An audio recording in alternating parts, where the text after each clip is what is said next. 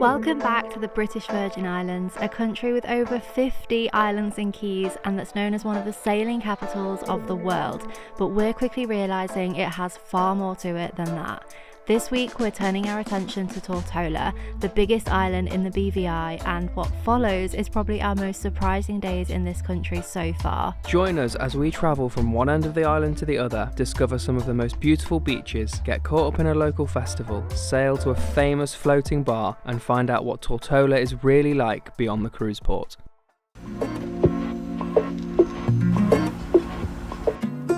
We're starting today with a hidden gem.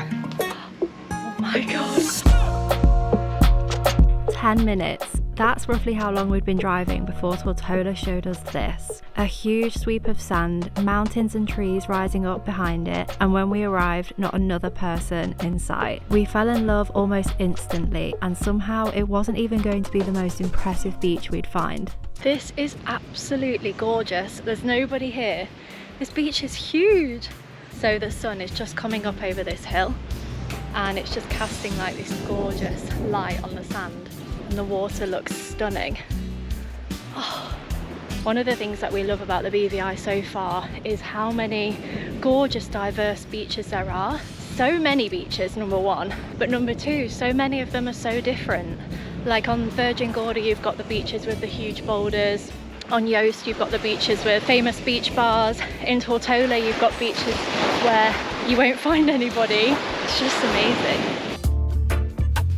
Rogues Bay has two very different personalities. We're here in summer, when the sea is so calm it's almost hard to believe what happens here in winter. Bigger swells roll into the north coast, people actually come here to surf, and the years of powerful waves have carved out these rocks and this little cove at the end of the beach. We could have very happily stayed here all day, but we only had a few days to explore Tortola, and if this was what we'd found in the first hour, we were very curious to see what else was waiting for us. So one thing you need to know is the road down here is terrible. It's a dirt track where most of it's washed away, so you definitely need a 4x4 that's high clearing off the ground. Thankfully we have one, so we didn't have to do the walk, because it'll probably be a steep walk back up. Sounds like it's raining, but because there's so many dry leaves around, it's actually hermit crabs. Loads of little hermit crabs just walking across all the dry leaves. We've just driven 15 minutes to another beach called Josiah's Bay. It's actually crazy to see this beach so still, because this beach is actually one of the best beaches in the BVI for surfing. In the winter, that's when it's best for surfing, because right now it's so calm. Look at this. Josiah's Bay was more lively. There's nothing at Rogues Bay, no bars, no amenities, nothing. But at Josiah's there's a bit more going on, with beach bars, sun lounges and a surf school. So if you want to learn to surf while you're here, Josiah's is the place to do it. It's hard to believe that at some points of the year the waves are so big here that even experienced surfers can come and ride the waves. Ride the waves. What? The way you said ride the waves. Ride the waves, Lauren. It's the way you said it. Am I just too much of a dork to say ride the waves? We took a walk along the beach and then ended up sitting here for a while. Aww. This is very perfectly placed, isn't it? A little memorial bench. Wow, that's so gorgeous. With these views. It's crazy to think how different the view and the vibe of this beach would be if we'd visited in the surfing months. The main reason we stopped at Josiah's Bay was to hopefully see some big pink birds. Flamingos are native to the BVI, and the salt pond at Josiah's is one of the places they often hang out. Unfortunately, they had other plans because despite a very hopeful search, we didn't see a single one. I wondered if you could tell me how much you would charge to take tourists around the island in your taxi. The regular 2-hour tour is $25 per person. Okay. And there's a 3-hour one, which is 2 hours sightseeing and 1 hour on the beach for $30. How long have you been a taxi driver? Oh, for 40 years. 40 years? Wow, you know the island like the back of your hand. Yep. Cool, well thank you very much. No problem. Have a nice day. Same here. We'd spent the entire morning hopping between beaches, so we went on a mission to find some food. When it's not windy and raining and grey skies, it's very beautiful driving over that bridge. You don't get an accurate representation of it today. We've come pretty much as far east as you can go to a place called Smugglers. You get beautiful views out here across to Scrub Island, Great Kimono, and another little couple of islands. Can I get a large matcha, please? What smoothies do you have? Strawberry, banana, and mango. These cookies look so good. Are they homemade? I want to say yes, but I'm not sure. Loose Mongoose is right at the end of the runway of Beef Island Airport, so we were able to see planes coming and going, taking off and landing above the water with a backdrop of tiny islands. It's such a spectacular view. Because it's so close, the dock here is used to bring people to and from the airport, often from private islands, so there's a chance you'll actually see the rich and famous here. Someone told us they once saw Ed Sheeran after a gig he'd done on Richard Branson's Necker Island. We waited for the rain to pass so we could head to the final stop on our beach hopping day, and I think we saved the best until last. I wondered how we were going to get across how small Beef Island is, considering we can't fly the drone because it's where the airport is. We've come to this viewpoint and this is Beef Island. That's how tiny it is. There is the bridge that we crossed over to get to Loose Mongoose earlier. And over there, if you can see it in the distance, is the airport runway. It's definitely worth just keeping an eye out when you're driving around to see all the views of these islands because it's absolutely insane. In the distance over there is Virgin Gorda, which seems very, very close.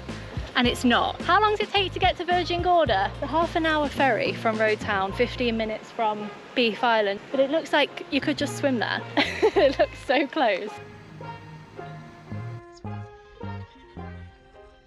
This next place that we've come to has 2 Google reviews. I thought we'd be the only people here. We've just got to the place where you park the car and there's like 8 cars. 8 including us, yeah. So I'm a bit confused. Either a lot more people know about it and they're trying to keep it a secret, or I don't know, these people aren't at the beach, they're like somewhere else. But yeah, this is another hidden gem, hopefully.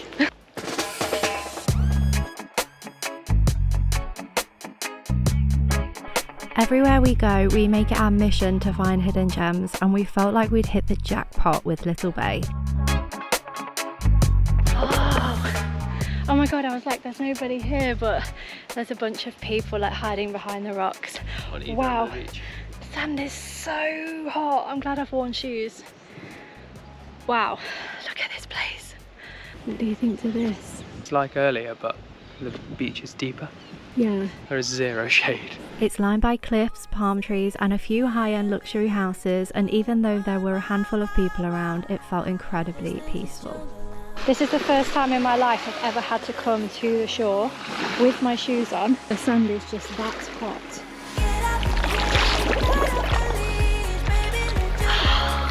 That is absolutely amazing. Oh my god, I wondered what the hell that was. Oh my god. That was so close to my head. This camera is zoomed out a little bit. But, oh my god! I thought it was gonna get me. I'm keeping an eye on that bird now. It's so clear. Oh, it's the perfect temperature as well. Bliss! After Lauren recovered from nearly getting abducted by a bird, we were able to cool off and enjoy what was possibly the most beautiful water we'd seen so far in the BVI. You have to wear your shoes as well. The sand is ridiculous, isn't it? Stupidly hot. It's like walking on hot coals. Not that I've ever done that, but I imagine it's... It feels like there should be no one else here, even though there is. There's nothing here, there's no bars, no restaurants. There's only a couple of houses. So really it feels deserted. You wouldn't think anyone would really be here. If you know, you know about this beach. We spent the rest of the afternoon relaxing here, enjoying the incredibly calm water and wondering if it still retains its charm during the months when the swell makes it difficult to swim. I had a quick look on satellite view of Google Maps to try and figure out what this place is that looks like an abandoned little bar, but it's actually part of that house up there. But this is just like on the beach, all gated, fenced off. There's really nothing here. And that's why it looks so abandoned. It's definitely not abandoned. It would be really cool if this was a bar. It's probably just that it's off season, it's closed up. Yeah. We'll have to come back during the busy season. Said Lauren, everywhere we've ever been. I think of the 3 beaches we've been to today, that was probably my favourite. I don't know about Lauren. Lauren? Of the 3 beaches today, is that your favourite? I think Rogues Bay was my favourite this morning. Ooh. Just because of the time of day and like the sunlight coming over the hill and the beach was so golden. Yeah, I think that one. Lauren's wrong. I think I prefer it just because of the views from the beach. Like there's some really huge boulders at one end, which then behind it there's like undulating hills and mountains and stuff. Whereas I didn't feel like there was that earlier. I feel like I could spend more time there than at Rogues Bay, but it just needs a bit more shade.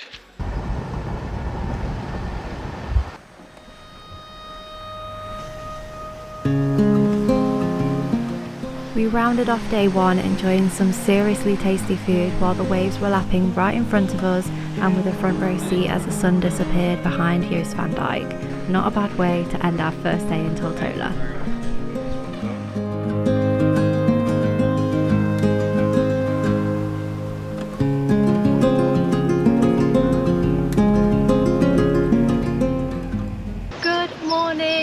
Are going somewhere really exciting today. We're heading to somewhere that's apparently the best snorkeling in the BVI. We're going to Norman Island. We've booked this through Ital and we'll put the link for the tour in the description below so you can book the exact one that we're going to go on. It's got lunch included as well, which I'm happy about. We're going to have the day out on the boat today and I'm very excited. I really want to see some gorgeous blue water and hopefully some amazing underwater life.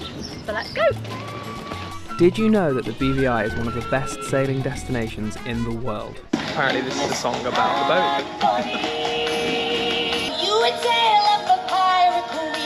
boat. Despite the sailing reputation, we found it difficult to find a shared day sail, but thankfully we came across this one with Anne Bonny Charters. This classic sailing yacht was built in 1972 and it was such a different experience to any other boat trip we've been on. Often day sails in the Caribbean will be on more modern catamarans, but our day on this classic monohull was probably our favourite day sail we've been on. What's really amazing is that like 360 degrees you can just see islands, so many different islands, it's amazing. We wanted to visit Norman Island for the snorkeling but also for its history. In the 1750s a crew of pirates stole chests of treasure from a Spanish ship before sailing here and hiding the fortune inside the island sea caves. Once word got out, a real live treasure hunt exploded across the islands. Most of it was found, but rumour has it there's still some treasure to be found. The sail over to Norman Island was smooth and it only took around an hour and a half. Then it was finally time to explore the caves.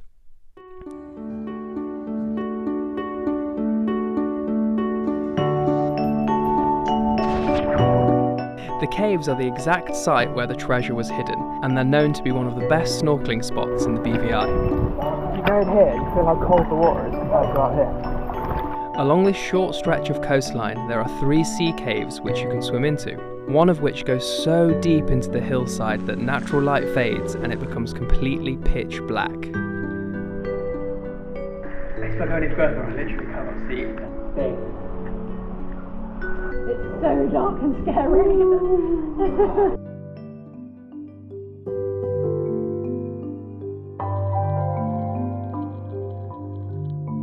We had a great time snorkeling here. The water is unbelievably beautiful and we saw lots of small tropical fish.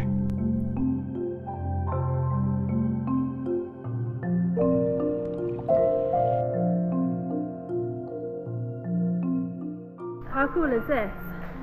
It's very cool. You exhausted? I'm a bit tired. I feel like carrying this noodle is more annoying than it is helpful.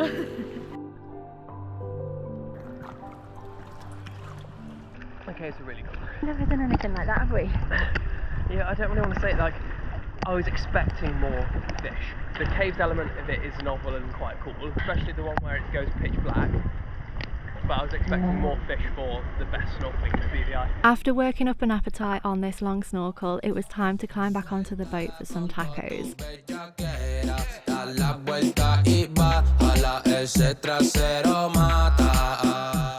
And while we sat enjoying our lunch, we could see our next stop, the famous Willy T. This huge floating bar originally opened in the 1980s and has become famous for its party atmosphere and jumping off the top deck. We've just made it to Willy T, which is a floating bar just off Norman Island. It's why a lot of people actually come here. Look at the water. It's so blue. And there's a diving board right at the end.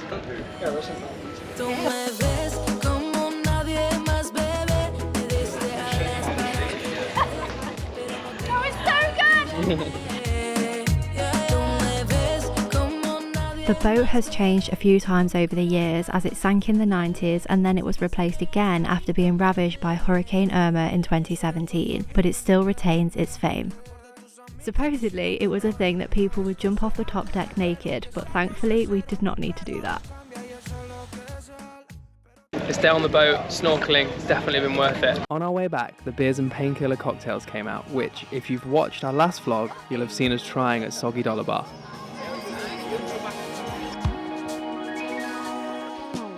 Every Caribbean island we visit, we love to try and get out on a boat. You always get such a different appreciation for the island from the water, and in this case, a chance to see so many more islands than just the one you're staying on. As a reminder, we've put the link for this day sail in the description.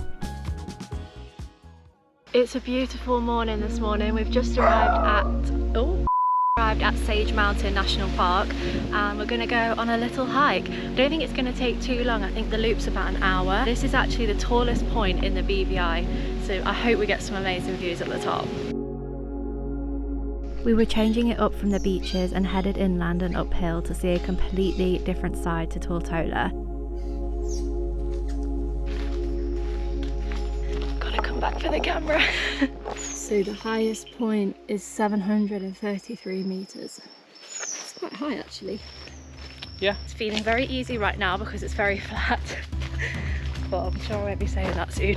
This 120 acre area was established as the BVI's first national park back in 1964, with shaded walking trails winding through a dense forest high above the coast. It's one of the greenest and coolest parts of the island. So amazing to just hear all the birds. Like if you really pay attention, it's just like listening to like a bird sound effect.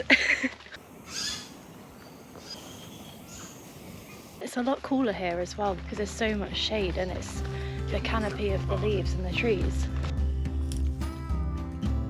At the start of the trail, there's like 3 or 4 different options. There's one main trail, which I think is a figure of 8, and that's the longer one. Or there's another trail that goes up to the highest point in the BVI. So we're going to take the shorter one.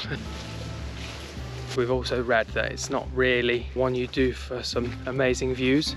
It's more like a nature trail if you're a fan of hiking and want to see different plants and trees and flowers that are native to the BVI. Oh, massive spider web in my mouth. That's good news. But hopefully we'll be able to see some of a view.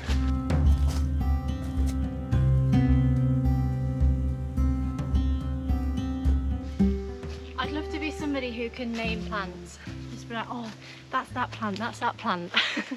There's so many here. Apparently some of the plants in here, according to the sign down there, only grow here out of the whole BVI. So I wish I could tell you what they are, but I can't.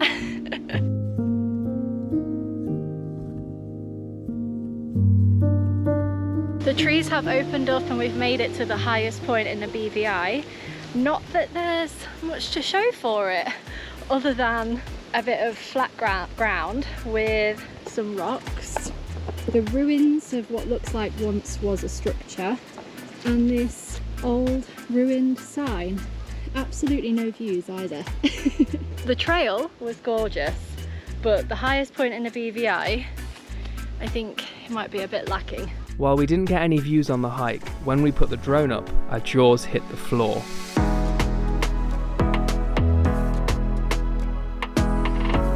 Flying from almost the highest point on the island gave us some of the most impressive views we'd seen in the BVI so far. We even got to see some of the beaches we'd be visiting later in the day, all the way down on the west end of Tortola. As we found out, it's not really somewhere you come for the views, but if you want to escape the heat of the coast, then these shaded trails at over 1,700 feet above sea level are a great place to do it.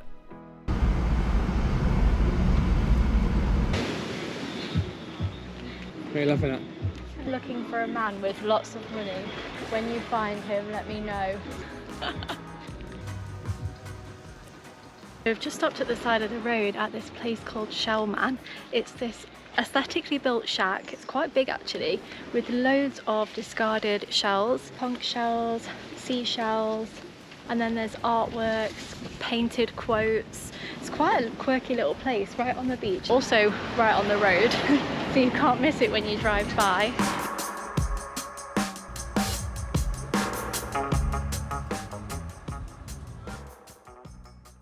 Yeah, we're just looking around. No, you're finished. Come, let's go to the other one. We have the other one. To another one. Okay. We are heading somewhere else on the recommendation of Shellman himself. How did you get the name Shellman? Well, Shellman, I've been collecting shell for over 25 years. Everybody come, they said, well, since you collecting shell, use a Shellman. So you live here and you have your... Have a restaurant on the top. Wow. And how long have you had your shell shop? 25 years. How many years? 25 years. 25 years. And are you collecting the shells yourself, or do people donate? I collect all my shells. Wow. Then you come in. Oh my gosh, look at this place. And you do all the painting as well? Yeah, everything, I do everything. You're very talented. It's a big one.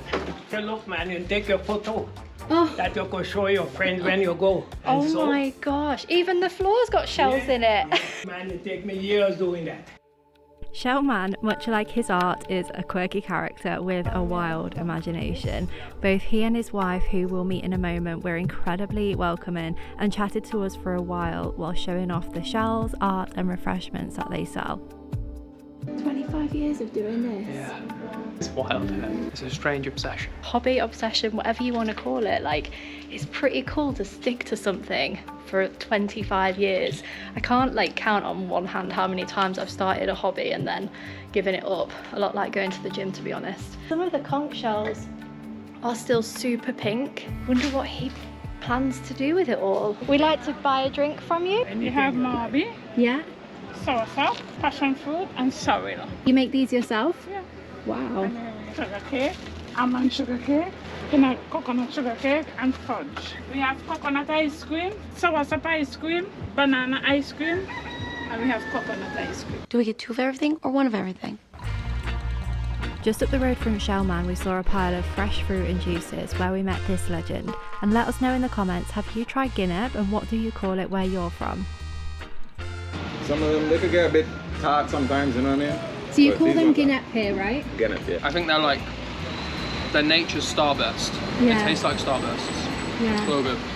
I agree. I never thought about it that way, but You want to get some? Yeah. but if you drive around, right, and look up in the trees, you'll see them. You see the whole hillside up there? Yeah. Just drive up the hill and look, there's some big green trees. They're hard to see because they're so small, but you'll see a couple. Then you gotta climb it. The theme of incredible views while driving continued as we headed west, where we found this lookout over Long Bay. If white sand and turquoise waters are your thing, then you definitely need to visit the BVI.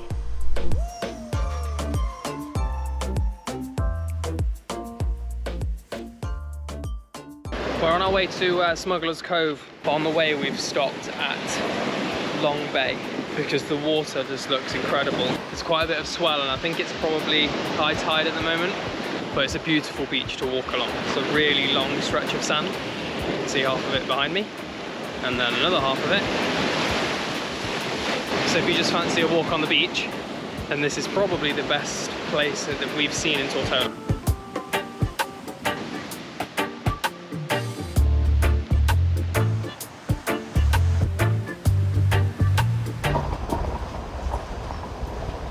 Just arrived at Smugglers Cove, which is the furthest beach west on the whole island, and possibly one of the most, no, not possibly, definitely one of the most beautiful beaches in the BVI.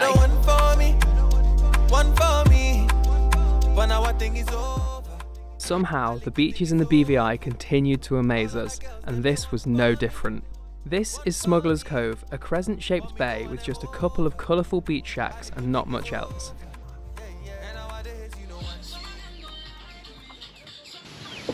chairs and just buy something. What would you like, dear? I really don't know. What are you going to have?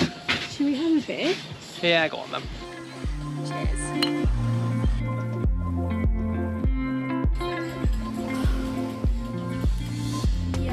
This beach feels so much more chill than some of Tortola's more popular beaches, which was exactly what we wanted by this point in the day.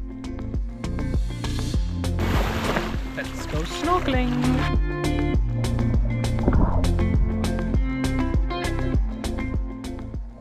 All we had in our minds at this point was that Shellman had told us there was something going on back in Carrot Bay, and as much as we love a beautiful beach, we really wanted to experience more of the local side of Tortola too. So we packed up and headed back across the island. The visibility snorkeling was absolutely terrible, so we have decided to come back down to Carrot Bay. When we were down here earlier, they were setting up some stalls, and we have been intrigued all afternoon basically about what's going on down here. They said something about donkey racing, which I have never before heard in the Caribbean. We're gonna get some food, hopefully watch a nice sunset and see what the hell is going on. Every year, as part of the BVI Emancipation Festival, Carrot Bay hosts a cultural fiesta, which is a celebration of traditional BVI and Caribbean culture. It was such a vibe. Oh my god, it's been so long since I've had a sugary sweet. It was great to see people young and old all having a good time. There was local food, competitions, donkey races and plenty more going on. If there's one thing we love doing, and definitely suggest you do in the Caribbean, is explore small towns and fishing villages to see the real Caribbean and get a feel for the local communities. Welcome to the island. Thank you very much. That's where I was raised. This is your place? At the family house. Your family house? That's where I was raised there. Right on the beach? And I'm 100 years old. You're not 100 years old? No, you're not. Only 89. Don't lie. It's like, if you're 100, I need to live there and see if that happens to me as well. Wait. He's 89. He just lied to me. He said he was 100. Hi, good evening. Okay, can I get one patty and you have coconut water? The guys who know the food are going. They sell everything at $1. Out of 5? Did he say what's in the patty? I said it's a beef patty. Beef. Okay. Might be, might not be. Cheers. Got myself a coconut. Let's confirm with our committee only. Yeah, but it's a bit bland. Sad times. Remember the legend who shared some ganep with us earlier? Well, we decided that's where we'd watch sunset and have some dinner at his Ital restaurant. It's on the house, guys. Just a little taster. Oh, thank you very much. Right, so like coconut dumplings, plantain. Okay, thank you. Let's give this a try. You just gave us this as a freebie. How nice is that?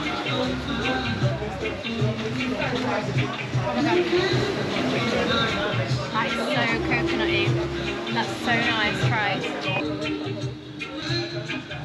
It's light and feels filling after that one mouthful. Do you know what I mean? I've never heard you say that after one mouthful. Do you know what I mean? Cheers, everyone.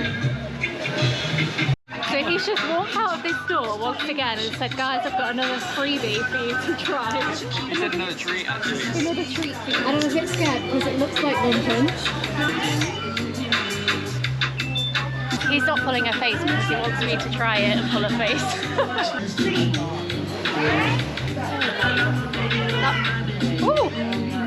That's so sweet. I'm gonna guess that it's tamarind juice. Yeah. I was gonna say either way I like it, but it's a very sweet for me. Everything he encouraged us to try was delicious. It turned out to be the perfect place to watch sunset. We were treated like family, the cultural fiesta was going on in the background, and classic reggae was playing on the speakers. We'll definitely be back here next time we're in the BVI. Lauren just asked this guy how long his hair is, and he said his isn't very long, but we should see his friends, and he likes showing his hair off, so here we go.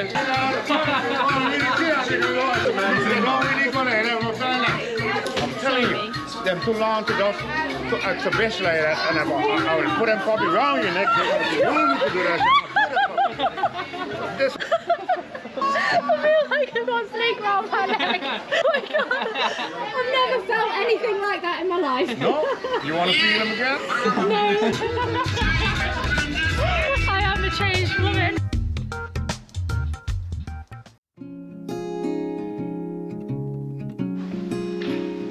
Good morning. Good morning, how are you? Welcome, I'm fine. The next day we started exploring the capital, Road Town. Our first stop was the Botanical Gardens, which we had almost entirely to ourselves.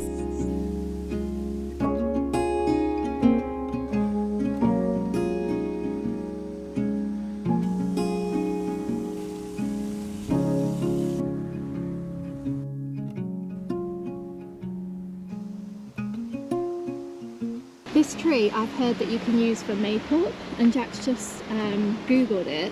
And what did it say? It said that the flowers produce like a waxy, Like a red waxy. yeah, that historically has been used as like body paint or cosmetics. But there's no flowers on the tree. I was actually going to try it out. Could do with some nice new lipstick. I don't know, with your skincare routine, you'd probably come out with 1,000 spots. Yes, I have very sensitive skin. We hadn't expected to find such a beautiful green space like this in the middle of town. There are lots of flowers and plants, some native to the BVI, fruit trees including bananas and breadfruit, which is like a starchy tropical fruit and that's more like a potato, but Jack is obsessed with it. It was such a peaceful little surprise to find this place. So this botanical garden is only about a 15 to 20 minute walk from the cruise ship terminal.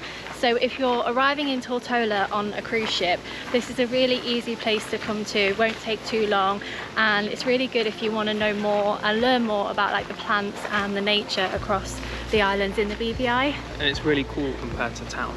Yeah. Like especially. town gets really hot, whereas like in here, trapped with the plants. Yeah. And if you come to the side where you're away from the main road, it's actually quite quiet. I know, you say it's cool while I like wipe the sweat off my top You have just lip. been stood at the side. Yeah, it's nice, and also like town is very busy. There's a lot of traffic in town, whereas like here you wouldn't expect this to be in town, even though you are next to the main road. It's a way to be in nature without having to like take a taxi to a beach or to like Sage Mountain. Very good point, Lauren. I'm full of them. And then we discovered this thriving population. Land turtles, also known as tortoises. Yeah, you guys are adorable. We'll insert some pictures of some little baby ones we saw at an Airbnb we stayed at in St Vincent last year. It was adorable. We woke up one morning and they were just like in the garden eating the grass, and there was like 2 or 3 babies. It was so cute. These are probably the biggest ones I've seen before. They're friendly. They are? Yeah, under there.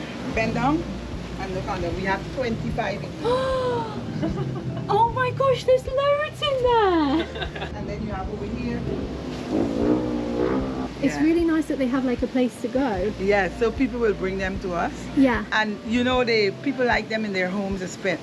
They do? As Yeah, pets? a lot. Yeah, because they're friendly and they eat everything. You know, this one is a female with this flat bottom. Oh, okay. That's how you can tell the difference between the genders? Yes, and this is a male. Oh, Concave wow, bottom, yeah. so that they can mount the female. Oh, you've got him excited now. Yeah. So they're concave on the bottom so they can mate. We the females, remember we have the Coca-Cola bottle shape, they have it. You know what it is?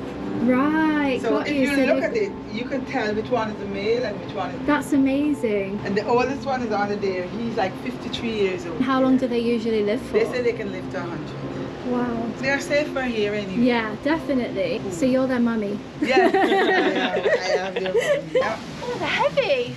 Yeah. This is my new friend. What should we call you? This one is a Female. female. Why does it smell nice? It's not supposed to smell nice, surely. They're so heavy, aren't they? Yeah. Full bag. Oh, bless her. From the Botanical Gardens, we took a short drive over to explore the pier park and the other end of Road Town. Are not permitted on this facility. Thank you for your cooperation and have a nice... Does that remind you of Squid Game? You will have 30 minutes for this game.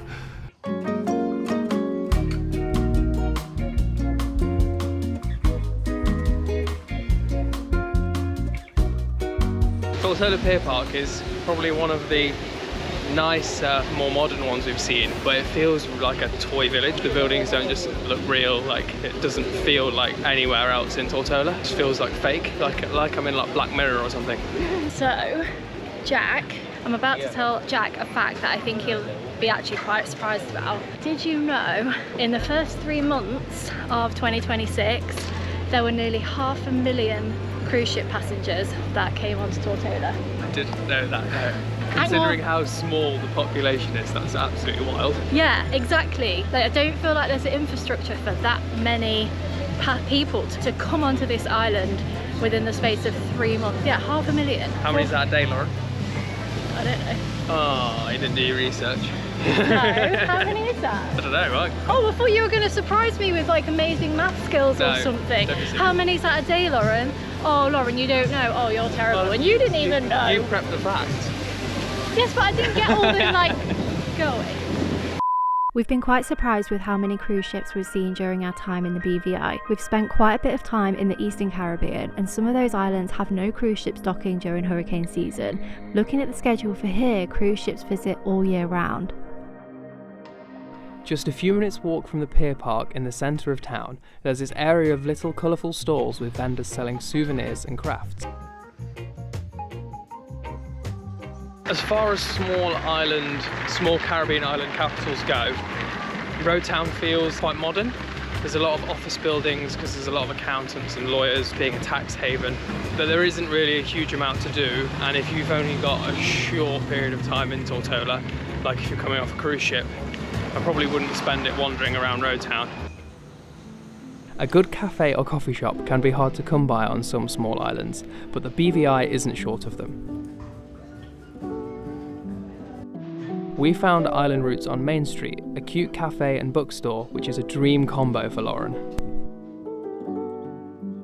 As much as I love travel and adventure, there's actually nothing more that's the key to my heart than sat in like a bookshop, cozy vibe, as well as loving like big adventures and the outdoors. This is like my idea of heaven. Should we go for some lunch? Yes, I'm very hungry. Let's go.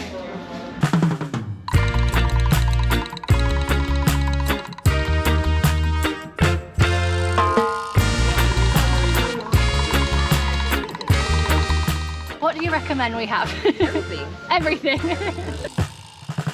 It seems like wherever we go in the Caribbean, we seek out Ital food. We did on our recent trip to Dominica, and we've done it here too, twice. This Ital restaurant overlooking Road Town is a must visit.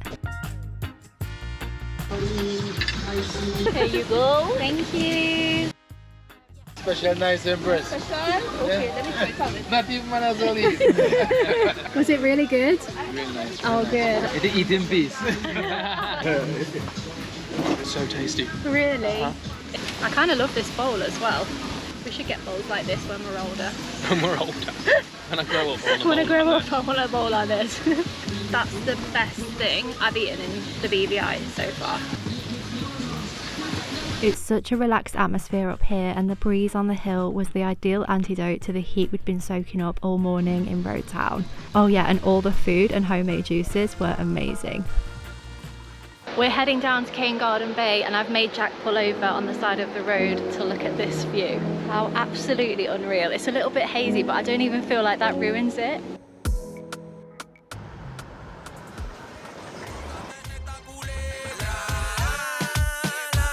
Welcome to Cane Garden Bay, the most popular and well-known beach in Tortola. Thank you. Thank you. What we loved about this beach is that even though it's very popular with tourists, locals still love coming here too. It reminded us of the atmosphere on Grandance Beach in Grenada, where locals and visitors mingle and enjoy the beach together. Sometimes beaches can lose that vibe when they get overrun by tourists, but this isn't one of them.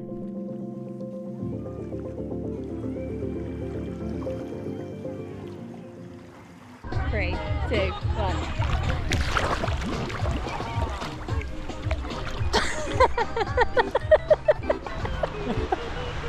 You trying to kill me? You punched me in the head.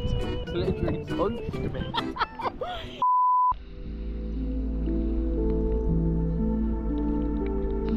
The fact that this is only 20 minutes from the cruise port shows just how much of Tortola you'd miss if you never ventured beyond Road Town. We've just flown our drone, and you can really get a feeling of how like huge this bay is. It's absolutely massive. And we're not normally a fan, are we, of like busy beaches with sun loungers and music and loads of bars. It's good that we've probably come here when the cruise ships left for the day, because we came after lunch. They were all already back on the boat. As it was our last day in Tortola, we decided the best way to end our trip was to have dinner with our feet in the sand. We sipped a couple of beers and demolished way too much food while watching the sunset for one final time.